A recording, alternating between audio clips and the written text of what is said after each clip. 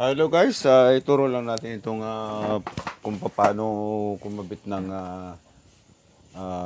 placer o blinker sa inyong sasakyang motor. Right? Una po natin gagawin ay ito pong positive at negative. Ito pong positive ay kukunik po natin dito sa battery connection dito sa placer. Ito po, mayroon naman po siyang tatak ng letter B. Ayan, letter B. Ang labas po niyan ay sa lighting for signal light or blinker. Ang bubuin muna natin ngayon ay blinker at sa susunod na po yung left and right pagka nakabili na tayo ng switch button.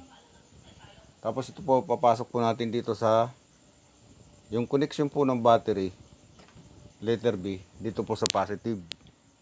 Right?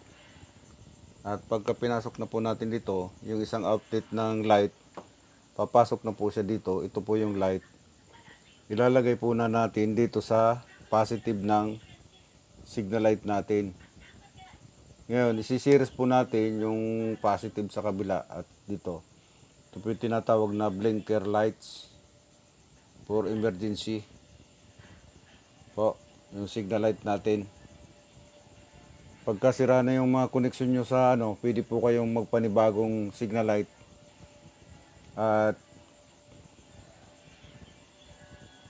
pag rin nyo ng LTO, meron na kayong signal light.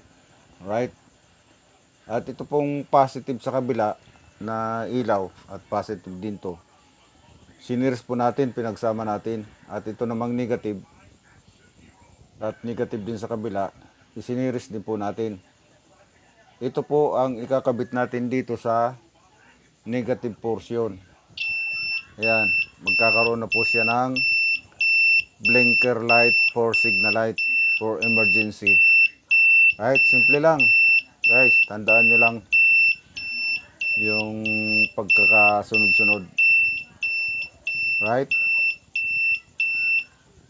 Ulitin natin ang demo. Ito pong positive line ay nakakoneksyon po sa placer na may tatak pong battery o letter B. Yan po. Tapos inilagay po natin dito sa connector at ito po yung pinaka letter B or battery from the positive. Connection natin dito. At yung positive naman ng signal light natin at sa magkabila, siniris natin para magkaroon tayo ng blinker signal light for emergency. Right? At pagkatapos, ito namang negative to negative sa magkabila ng signal light natin, ito ang i-connect natin sa negative. So magkakaroon na siya ng blinker light for emergency sa signal light nyo. Ayan. Right? Simple lang guys. Tandaan nyo lang yung pagkakasunod-sunod at pwede nyo nang i-connection siya sa motor nyo. Right? Okay, shout out sa lahat ng mga viewers natin. Karagdagang kaalaman para sa mga connection nating mga bulok na o putol-putol na. Ayun, magpanibago na kayo ng koneksyon. Sa susunod ay ituturo naman natin ang left and right para sa signal light natin. Right? Sige, thank you. Bye-bye. Tanggalin na natin ang koneksyon sa negative. Ayan.